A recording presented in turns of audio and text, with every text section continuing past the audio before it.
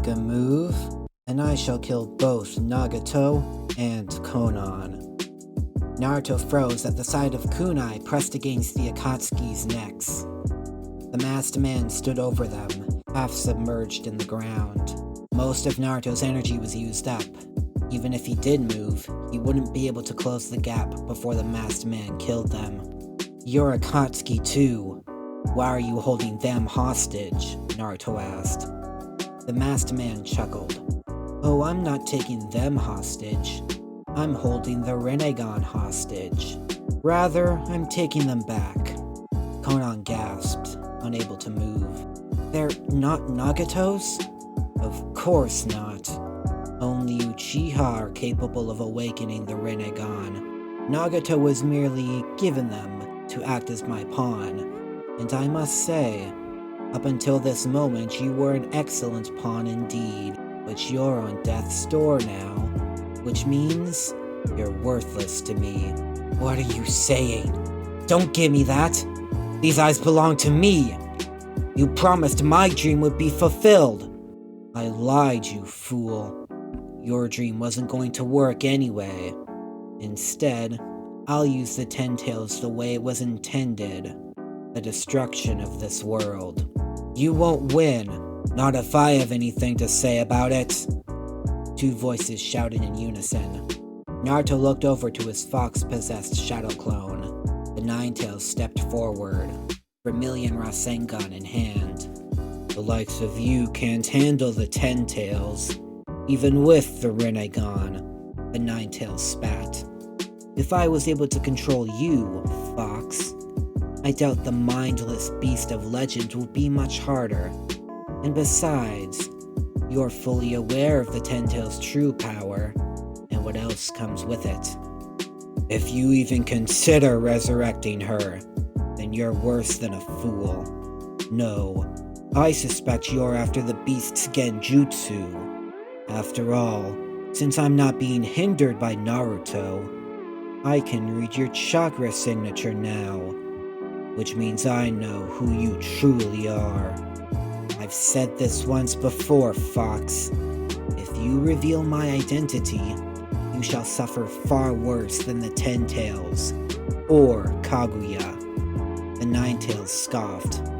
There is nothing worse. But like Naruto said, you won't get the chance. We will defeat you. Naruto couldn't help but smirk. Finally coming around, Nine-Tails? The fox huffed. You can be sappy later. Right now, we need to get those Rinnegan back. I was bluffing earlier, but the Rinnegan will be a big help to this guy if he gets them. We're better off destroying them. He can't kill Nagato. He's already on the way. The fox reached his fist out to the blonde, Naruto extending his own. With the fox's senses, he could indeed sense Nagato's fading life. The Rinnegan had used too much energy. Even so, we need to find a way to get his eyes. They're too dangerous in that man's hands, Naruto whispered. The Nine-Tails grunted, dashing at the masked man. He became intangible, the fox holding the purple Rasengan inside his face. I dare you to make a move, little Uchiha. You're such a pain, Fox. Just like your current host and the last. In an instant, the fox was absorbed by a vortex centered around the orange mask's eye hole. Naruto watched in horror as the masked man stood, reaching for Nagato. It's time I take my leave. I doubt capturing the fox will do me any good. It'll just destroy the clone body. But you, Nagato Uzumaki, are coming with me. Nagato! Konan shouted, throwing origami shuriken. The blades passed through the masked man, his hand grabbing Nagato's hair. Universal pull! The masked man immediately released him, the shuriken passing once more through him. He was unaffected by the gravity change too, until he felt something explode against his stomach. Blood splattered across the inside of his mask, spilling out the side. Naruto smirked in realization. Somehow, the Nine-Tails was attacking the parts of the masked man that were intangible. I changed my mind. You're far worse than Naruto, Fox. In a single movement, the masked man slashed at the air, his arm becoming invisible. Naruto sensed his clone burst. At least we know how to injure him. His intangible parts go into his personal dimension, where he can be attacked. The Ninetales grunted. Uzumaki! I don't care how, but you cannot allow this man to go through with his plans, Konan shouted, running at the masked man with paper kunai. Forgive me, Naruto Uzumaki, Nagato pleaded through tears, violently coughing before collapsing again. Fire style, unending torrent of fire. The column of fire consumed Naruto, the blonde struggling to absorb it all. Through the flames he could make out the faint figure of Konan picking up Nagato. Her action was fruitless. As the masked man pierced her back with several kunai, she fell, Nagato's cry echoing up the hollow tree. It was abruptly cut off, Naruto placing the absorbed chakra into his storage scroll. He was too late. The masked man was gone.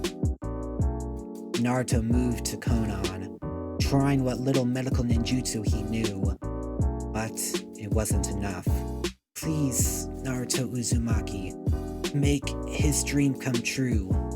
You're going to live to see that day, Naruto stated, lifting the young woman before dashing towards the Leaf Village.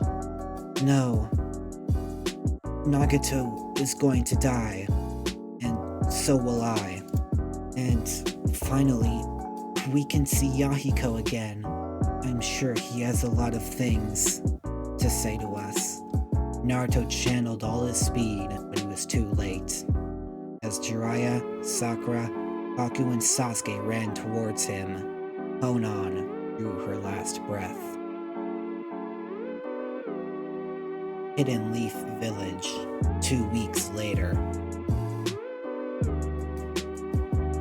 Jiraiya stood in silence outside the cemetery. He had just returned from the Hidden Rain Village, the nation Nagato and Konan had founded. He delivered Konan to them. The small village struck with grief. It wasn't until he returned to the Leaf that he learned the rain had closed their borders. He was now watching Naruto, who stood in front of the fire monument in the cemetery. Not only had Nagato and Konan died, but so had a handful of shinobi during the attack. Naruto couldn't be happy knowing that. In stark contrast, the civilians were ecstatic. Tsunade made it perfectly clear how much Naruto had done during the attack, resulting in an immediate shift in perspective for the people. They began thanking Naruto, calling him a hero, alongside all the others who fought. The blonde couldn't walk down the street without someone apologizing and thanking him. I never thought I'd hate when this day came, said Naruto as the sage joined him. Jiraiya put a hand on his shoulder. No one can save everyone, kid. All you can do is be the best shinobi you can be. Naruto nodded. The villages made the Shinobi Alliance reality. Preparations for war are already underway. What will you do? Jiraiya asked. They plan to send me and the Eight-Tails Jinchuriki away for a time. They want me to stay out of the fight, at least until I can use the Nine-Tails' full power. Jiraiya frowned. He could tell the blonde wasn't being entirely true.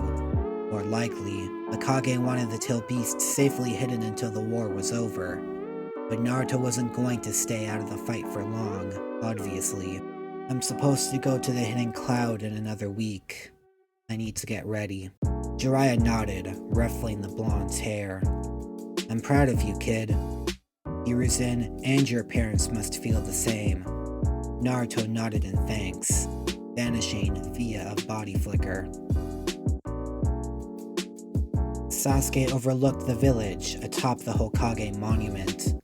That alone was difficult with his blurry vision. In spite of the rumors of the coming war, the people were celebrating. Much like Naruto, the Uchiha couldn't find much comfort. After almost trying the same thing Nagato did, Sasuke wasn't satisfied with what little he did to combat the paths of pain. Naruto had done most of the work, as always. Are you still comparing yourself after all these years? Sakura asked, walking up beside him. Force of habit, I suppose, Uchiha replied. Considering it took Naruto, Haku, and myself to bring you back, I'd argue you're stronger. Naruto has always held back. It's the reason I'm still alive. Sakura sighed. You just can't take a compliment. Sasuke blinked. Sorry. Sakura chuckled. You even apologize like Naruto. Seriously, it's like your brothers. Sasuke smiled. It's no wonder Itachi entrusted him with Koto Amatsukami. Speaking of which, I have a favor to ask, Sakura. Will you be the one who performs my brother's Sharingan transplant? Sakura was surprised. Sasuke had only recently informed them of his degrading vision, and the means to fix it, replacing his eyes with Itachi's, awakening the eternal Mangekyo. She stifled laughter, locking eyes with Sasuke. I'd be happy to do the transplant. Sasuke nodded in thanks, looking back down to the village. Naruto's Forest Haven, 1 week later. Haku kept a stoic expression, desperately stifling her tears. Naruto was setting off for the Hidden Cloud today. Meanwhile, she had to stay in the Leaf and help with the war preparations. There was a real possibility one or both of them could lose their lives in the upcoming battle. Naruto looked up as he finished packing for the journey. He too had been holding back his emotions. But this was his last chance before leaving. I'm going to do it, Naruto thought. He stood, walking over to Haku. She looked up at him, the blonde pulling her into a tight embrace. I promise you, Haku. I'll join the fight as soon as I can. No one is going to die. The two of us are going to survive. And after all this is over, I want to always be by your side. Haku's face turned bright red as Naruto kissed her. Their lips locked for only an instant, but it felt like an eternity. Yet, Haku wanted more, pulling Naruto back in. This moment was what they had both wanted for so long, yet were afraid to act on their feelings. Be safe, the Yuki whispered. I will. I'm not going to die that easily. Just promise you'll stay alive, no matter what, Uzumaki replied.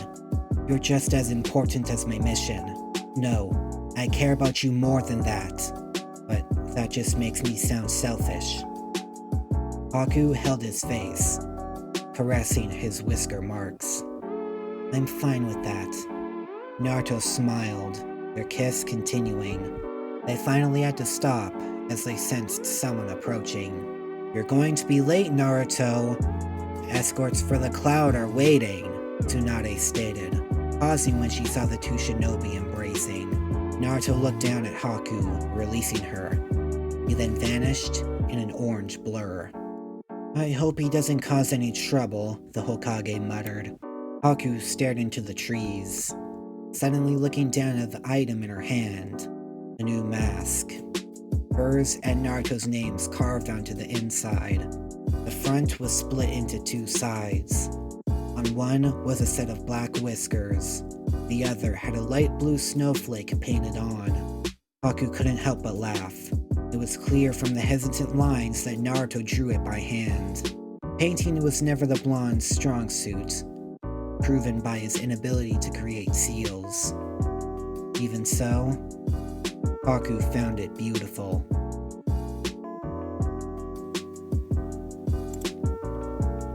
If you like what you just heard, consider hitting the subscribe button and bell icon to get notified about new videos.